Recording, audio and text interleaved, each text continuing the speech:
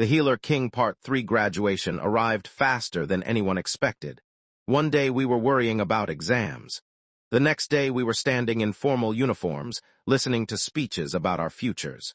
Teachers congratulated us, families celebrated, students made promises to stay in touch. Some actually meant it, most didn't. That was simply how life worked. People moved on, paths separated, dreams changed, and sometimes history changed them for us. 3 weeks after graduation, war began. The Kingdom of Valoria had enjoyed peace for nearly 20 years. Unfortunately, peace rarely lasts forever. A neighboring kingdom called Draxen invaded our northern border. At first, most people weren't worried. Border disputes happened occasionally. Usually they ended quickly. This one didn't. Within a month, several forts had fallen. Military casualties increased. Supply routes became dangerous. And suddenly everyone realized the situation was serious. Very serious. Like many healers, I volunteered. Not because anyone forced me, because people were dying. That was reason enough. The military assigned me to a field hospital near the front lines. My job seemed simple: treat injured soldiers, stabilize severe wounds, help exhausted healers, repeat. Most healers never saw actual combat. I expected the same. For a while, I was right. The first thing war taught me was that stories lie. People talk about glory, honor, heroism. They rarely mention the screams, the exhaustion. The endless stream of injured soldiers. Every day felt longer than the last, yet somehow I kept working, one patient after another, one injury after another, one life after another. Aiden, I turned immediately. Another stretcher was entering the tent. A young soldier, severe burns, deep cuts, barely conscious. Several healers rushed forward. I joined them. The injury was serious. Normally recovery would require hours, possibly days. I didn't have days. So I pushed harder. Golden light flooded from my hands. The burns began fading. The bleeding stopped. The damaged flesh repaired itself. The other healers stared. One of them blinked, then blinked again. Aiden, what? That should have taken 3 healers. I looked down at the soldier. He was already breathing normally. Interesting.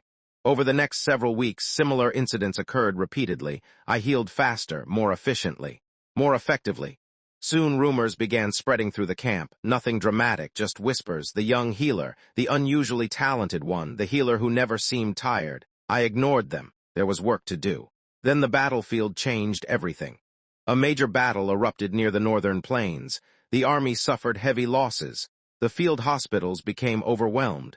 Eventually, commanders made a desperate decision.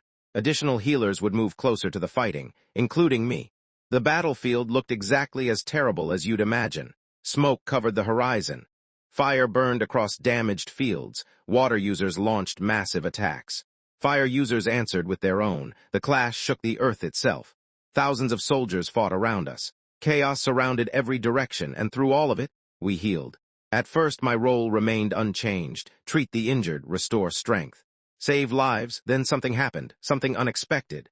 A squad of enemy soldiers broke through part of our defensive line. Several injured Valorian soldiers stood nearby. Most couldn't even hold their weapons. The enemy noticed. They charged straight toward us. The healers panicked, which was understandable. We weren't trained frontline fighters. We were support personnel.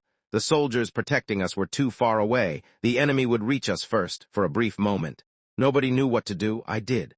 Without thinking, I stepped forward. The enemy soldiers laughed. A healer, standing in their path, apparently they found that amusing. The laughter stopped quickly. I reached toward the leading soldier, not physically. With my power, the reverse side, the hidden side, the side nobody knew existed. The effect was immediate. The soldier stumbled, then slowed, then collapsed. His strength vanished almost instantly. Confusion appeared on his face, then fear. The same fear I had seen years ago, the same fear Lena and Marcus had shown. The others stopped charging. I targeted another, then another, then another. Each weakened rapidly, each lost strength, each struggled to remain standing. Within seconds, the entire squad became ineffective.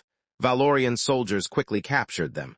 The battle continued, but the moment remained burned into my memory, because unfortunately, several people had witnessed it, including a commander. The next morning I was summoned. That usually wasn't good news. I entered the command tent cautiously. Several officers stood inside. Maps covered the tables. Military reports filled every surface. At the center stood General Rowan, one of the kingdom's most respected commanders. He studied me carefully. "You are Aiden Vale?" "Yes, sir." "The healer?" "Also, yes." Several officers exchanged amused looks. Apparently my reputation had already spread. General Rowan folded his arms. Would you like to explain what happened yesterday? I considered lying, briefly, then dismissed the idea. These people weren't stupid. They had seen the battlefield reports. Not particularly. One officer laughed. The general didn't. After a long silence, he asked, "Can your healing power weaken people?" Straight to the point. I respected that. Yes. The room became very quiet. Demonstrate? I had expected that. Fortunately, they brought volunteers, healthy soldiers, willing participants. Over the next hour, I showed them everything. Healing, strength restoration, fatigue removal, then weakening, energy drainage. Temporary exhaustion, nothing permanent, nothing dangerous, just enough. When I finished, nobody spoke immediately. Finally, one officer broke the silence. "That's absurd." Another nodded. "I agree." For a moment, I thought they meant impossible. Then I realized they meant powerful, very powerful. General Rowan stared at me, then smiled, not a friendly smile, a strategist's smile, the kind people get when they discover a useful advantage. "Aiden, sir, how would you like to help win a war?" The following weeks changed my life. Instead of remaining in hospitals, I began supporting military operations directly, not as a frontline fighter, as a force multiplier. Before major battles, I restored exhausted soldiers. After long marches, I replenished their strength. Before assaults, I improved recovery, and during critical moments, I weakened enemy forces. The effect was incredible. An exhausted enemy fought poorly. A weakened enemy moved slowly. A tired enemy made mistakes, and wars are often decided by mistakes. Battle after battle, Valoria began recovering lost ground, not because of me alone. Thousands of soldiers fought bravely. Thousands sacrificed greatly, but I helped, and people noticed. Eventually, even the king heard the stories. The royal summons arrived 3 months later. I read the letter twice, then a third time.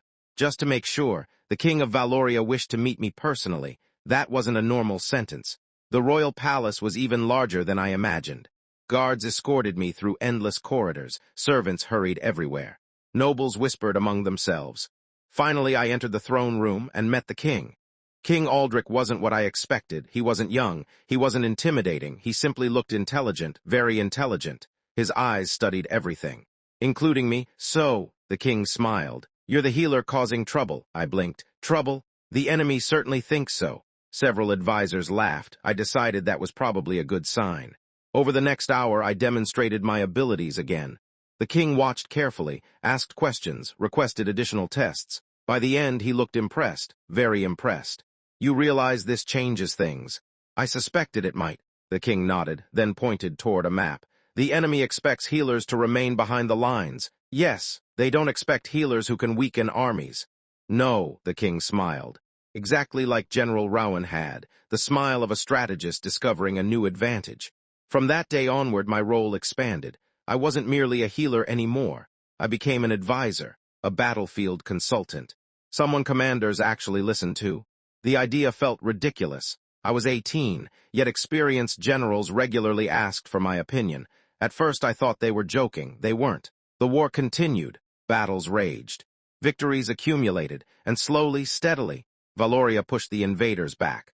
One evening, after another successful campaign, I stood overlooking a military camp. Thousands of soldiers celebrated below. Music filled the air. Laughter echoed through the tents. For the first time since the war began, people looked hopeful. General Rowan approached. "You've done well." "We all have," he nodded, then looked toward the distant horizon. "The war isn't over yet." "I know." And I did know, because while Draxon was losing, something else was happening, something bigger, something far more dangerous, far beyond our borders. A kingdom far stronger than Draxon had begun watching us, and they didn't like what they saw. To be continued.